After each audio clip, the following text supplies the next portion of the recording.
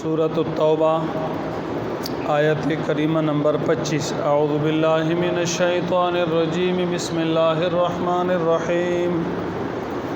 لقد نصرکم اللہ فی مواطن کثیرۃ ویوم حنین اذ اعجبتکم کثرتکم فلم تغن عنکم شیئا وضاقت علیکم الارض بما رحبت ثم ولیتم مدبرین۔ اللہ لقد نصرکم اللہ فی مواطن کثیرہ، لقد نصرکم اللہ، تحقیق بلا شبہ یقیناً اللہ نے تمہاری مدد کی ہے، فی مواطن کثیرۃ، بہت سارے مواقع میں، بہت ساری جگہوں میں۔ تحقیق یقیناً اللہ نے بہت ساری جگہوں میں تمہاری مدد نصرت کی ہے، تمہیں غلبہ دیا ہے۔ ویوم حنین، اور حنین والے دن بھی، غزوہ حنین والے دن بھی۔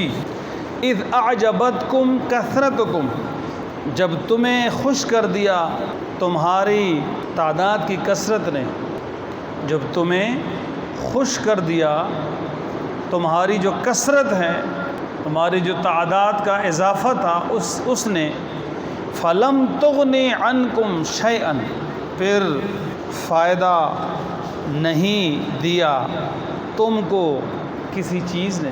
وضاقت علیکم الارض، اور زمین تنگ ہو گئی تمہاری اوپر، بما رحبت، باوجود اس کے کہ زمین کشادہ تھی، فراخ تھی۔ ثم ولیتم مدبرین، پھر تم پھر گئے منہ پیر کر کے۔ ثم انزل اللہ، پھر اللہ نے اتارا سکینتہ، تسکین، سکینہ، پھر اللہ نے سکینہ اتارا، علی رسولہ، اپنے رسول پر صلی اللہ علیہ وسلم، وعلی المؤمنین، اور ایمان والوں پر۔ وانزل جنودا، اور اللہ نے اتارے ایسے لشکر، لم تروہا، جو تم نے نہیں دیکھے تھے۔ وعذب الذین کفروا، اور عذاب دیا ان لوگوں کو جو کافر ہیں۔ وذالک جزاء الکافرین، اور یہی جزا ہے کافروں کا۔ ثم یتوب اللہ من بعد ذلک، پھر اللہ توبہ قبول کرے گا اس کے بعد، علی من یشاء، جس کی چاہتا ہے۔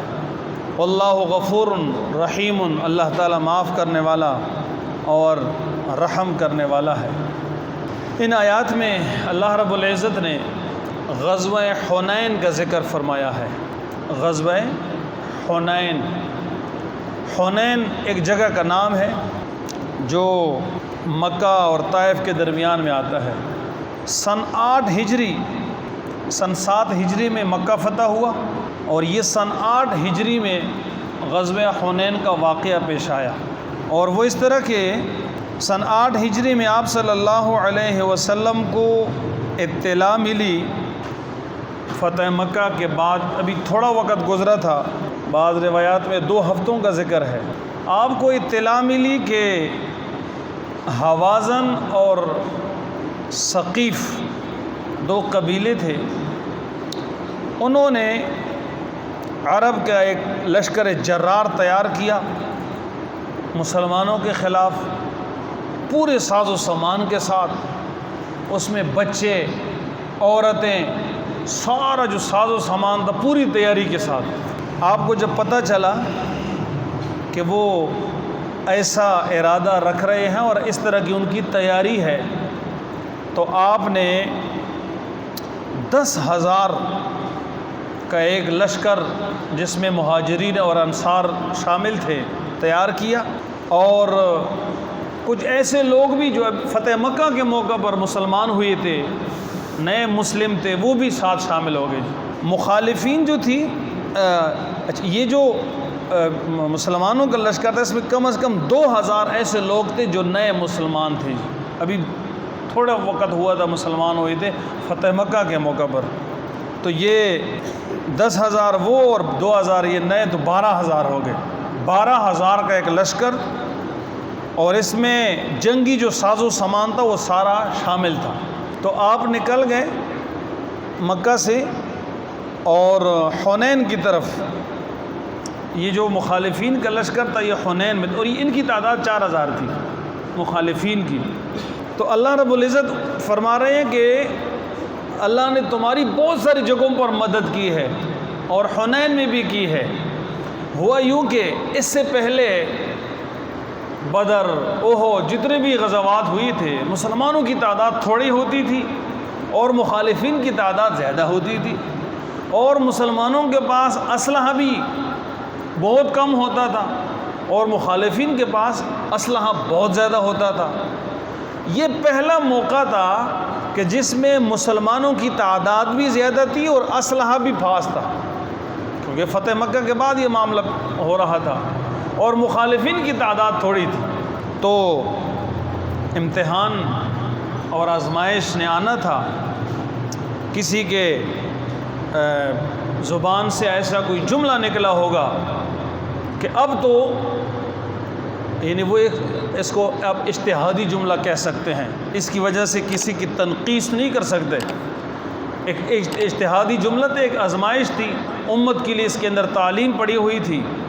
چنانچہ یہ جملہ جب سامنے آیا کہ آج تو انشاءاللہ ہم فتح پا لیں گے، اس لیے کہ ہماری تعداد بہت ہے اور مغلوب ہونے کی کوئی وجہ نہیں ہے، وہ ایک بڑا بول تھا، اللہ تعالیٰ کو پسند نہیں آیا اس کی وجہ سے، اس لیے کہ کل حسنات الابرار سیئات المقربین، جو بڑا ہوتا ہے، نیک ہوتا ہے، اللہ کے جتنا قریب ہوتا ہے، وہاں خلاف اولا بات بھی زیادہ بڑی بات سمجھی جاتی ہے۔ تو عربی کا یہ حسنات الابرار سیئات المقربین، بعض اوقات قریبی آدمی جو ہوتا ہے وہ ایک اچھا کام بھی جو ہے وہ اس کے شان کے مناسب نہیں ہوتا، اس وجہ سے اس کی گرفت کی جاتی ہے۔ تو یہ امتحان ہوا جب لشکر آپس کے اندر ٹکرائے، مقابلہ ہوا، تو مخالفین کی جو تعداد تھی اس میں گھوڑے، اونٹ، مویشیاں اور اس طریقے سے سارا سامان وہ موجود تھا۔ یہ جو حوازن قبیلہ تھا یہ تیر اندازی کے اندر بڑا ماہر تھا، اور دوسرا ثقیف تھا۔ انہوں نے، یہ جو حوازن قبیلہ تھا، انہوں نے وہ مورچے سنبھالی ہوئی تھے کہ جہاں سے تیر اندازی بھی اچھی ہو سکتی تھی اور ساتھ یہ ہے کہ جنگ کا کایا بھی جو ہے وہ پلٹ سکتا تھا۔ چنانچہ پھر ایسی ہوا، بخاری اور مسلم شریف کی روایت ہے حضرت براء بن عازب کی کہ پہلے معرکے میں کفار کو ہزیمت ہوئی اور بہت سارا مال چھوڑ کر کے پسپا ہو گئے۔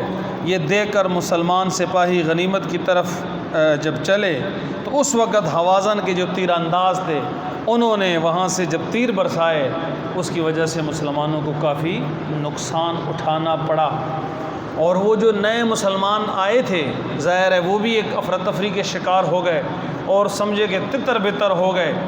آپ صلی اللہ علیہ وسلم کے ساتھ تقریباً 100 یا 80 صحابہ، جن میں حضرت ابوبکر، حضرت عمر، حضرت عباس، حضرت علی، حضرت عبداللہ ابن مسعود رضی اللہ تعالیٰ عنہ، یہ سارے آپ کے ساتھ جو ہے وہ موجود رہے۔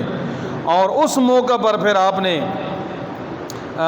آپ سفید خچر کے اوپر سوار تھے، اور حضرت عباس نے ایک طرف سے رکاب پکڑا ہوا تھا اور حضرت ابو سفیان نے دوسری طرف سے رکاب پکڑا ہوا تھا، اور مخالفین کا جو لشکر تھا وہ صحیح ٹوٹ پڑا تھا، اس لیے کہ وہ پوری تیاری کے ساتھ تھے، پورے غصے کے ساتھ تھے، اور انہوں نے عزم کیا تھا کہ آج جو بھی ہوگا ہم اپنا بدلہ لیں گے، انتقام لیں گے۔ چنانچہ اس وقت آپ صلی اللہ علیہ وسلم نے یہ نعرہ لگایا تھا، انا النبی لا کذب انا ابن عبد المطلب، کہ میں ایک ایسا نبی ہوں کہ سچا نبی ہوں، اور میں عبد المطلب کے اولاد میں سے ہوں۔ جنگ سے بھاگ جانا یا میدان کو چھوڑ جانا یہ کبھی نہیں ہو سکتا۔ چنانچہ آپ مستقیم رہے، آپ میدان کے اندر ڈٹے رہے، اور بھی اس کی تفصیلات ہیں، اس موقع پر نعرے لگائے گئے تھے۔ اسی وجہ سے ایسے موقع پر نعرہ لگانا یہ بڑا جو اپنے ساتھی ہوتے ہیں ان کے لیے حوصلے کا باعث ہوتا ہے، اور اس سے تقویت ملتی ہے، جوش ملتا ہے، جذبہ ملتا ہے۔ تو یہ ہر آدمی کا اپنا ایک طریقہ کار ہوتا ہے۔ اہل ایمان اللہ کا نعرہ لگا کر کے اس کے ساتھ لوگوں کو جذبہ اور جوش دیتے ہیں، اور جو اہل ایمان کے علاوہ ہوتے ہیں وہ ڈول بجا کر کے خواتین کو استعمال کر کے خواتین سے نعرے لگواتے ہیں تاکہ نوجوان جو ہے نا وہ جذبے میں آ جائیں اور اپنے مقاصد کے لیے ان کو استعمال کیا جائے۔ یہ ہمیشہ سے چلا آ رہا ہے، ہمیشہ سے چلا آ رہا ہے، اور یہ قیامت تک یہ سلسلہ چلتا رہے گا۔ اہل ایمان مسلمان وہ اللہ کا نعرہ لگاتے ہیں، اللہ اکبر کا نعرہ لگاتے ہیں، اور جو دوسرے ہوتے ہیں وہ یا ڈول بجا کر کے لوگ اس پر جمع کرتے ہیں، اس پہ جوش دیتے ہیں، یا خواتین کو استعمال کرتے ہیں، اور یا گانے گاتے ہیں، اس پر وہ اپنے ساتھیوں کو تیز کرتے ہیں۔ یہ طریقہ چلا آ رہا ہے جی، آج بھی ایسے ہی جی۔ چنانچہ جب یہ ہوا تو اس کے بعد مسلمانوں کو اور حضرات صحابہ کرام کو ولولہ ملا، جوش ملے، اور جمع ہونا شروع ہو گئے، اور وہ جو عارضی طور پر ایک درمیان میں ایک حالات آئے تھے، آزمائش آئی تھی، وہ دوبارہ فتح کی صورت میں آ گئی۔ تو اللہ رب العزت نے اس کا ذکر فرمایا ہے، لَقَدْ نَصَرَكُمُ اللَّهُ فِي مَوَاطِنَ كَثِيرًا، اللہ نے بہت ساری جگہ پر تمہاری مدد کی ہے، اس میں کوئی شک نہیں ہے جی۔ بدر جہاں 313 تھے اور اسلحہ بھی کم تھا، اللہ نے ان کی کیسی مدد فرمائی تھی جی۔ وَيَوْمَ حُنَيْن، اور حنین، غزوہ حنین کے موقع پر بھی، حنین والے دن بھی، وہ جگہ کا نام حنین تھا، اور یہ غزوہ وہیں پر ہوا تھا، اسی وجہ سے اس کو غزوہ حنین کہتے ہیں، جس طرح کہ بدر اور احد ہے جی۔ بدر اور جگہ کا نام تھا تو یہ جنگ وہاں ہوئی تھی، اسی وجہ سے اس کو غزوہ بدر کہتے ہیں۔ تو یوم حنین جنگ کا ذکر ہے قرآن پاک میں۔ اب اس کو اگر مسجد میں آپ ذکر کریں گے، اس پر کوئی اعتراض کرے، یار مسجد کے اندر جنگ کی باتیں کرنا، مسجد تو ان کاموں کے لیے نہیں بنا ہے کہ اس کے اندر جنگ کی باتیں کی جائے۔ کوئی جاہل اس طرح کہہ سکتا ہے۔ اب اس جاہل کو کیا کہیں کہ بھئی قرآن پاک کے اندر ہے، تو دوسرے لفظوں میں آپ یہ کہیں کہ قرآن پاک کو مسجد میں بیان نہ کریں، تو قرآن پاک کو اگر مسجد میں بیان نہیں کریں گے تو پھر کہاں بیان کریں گے؟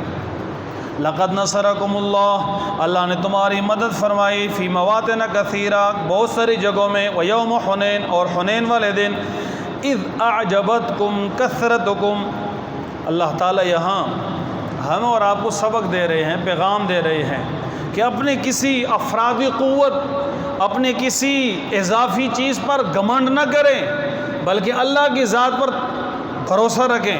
ہمیشہ اسباب کم ہیں یا زیادہ ہیں، بھروسہ اور نظر کس پر رکھنی چاہیے؟ اللہ پر رکھنی چاہیے۔ تو تمہاری جو کثرت تھی اس نے تم کو عجب کے اندر ڈال دیے۔ فَلَمْ تُغْنِ عَنْكُمْ شَيْئًا، اس کثرت نے پھر تمہیں کوئی فائدہ نہیں دیا، نقصان ہوا، آزمائش آ گئی۔ وَضَاقَتْ عَلَيْكُمُ الْأَرْضُ بِمَا رَحُبَتْ، باوجود زمین کے کشادگی کے زمین تمہاری اوپر تنگ ہو گئی تھی۔ یعنی جب آزمائش آ گئی، بگدڑ مچ گئی، تو زمین تنگ ہو جاتی ہے، پھر ایسے میں بندہ افراتفری کا شکار ہو جاتا ہے۔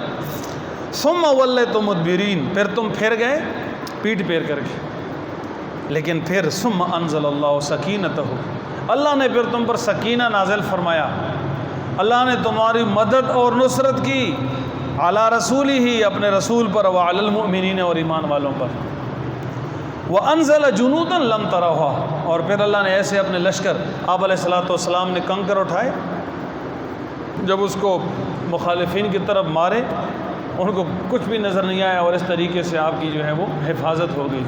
وَعَذَّبَ الَّذِينَ كَفَرُوا، اور اللہ نے عذاب دیا ان لوگوں کو جو کافر ہیں مسلمانوں کے ہاتھوں سے، وَذَلِكَ جَزَاءُ الْكَافِرِينَ، اور یہی بدلہ ہے کافروں کا۔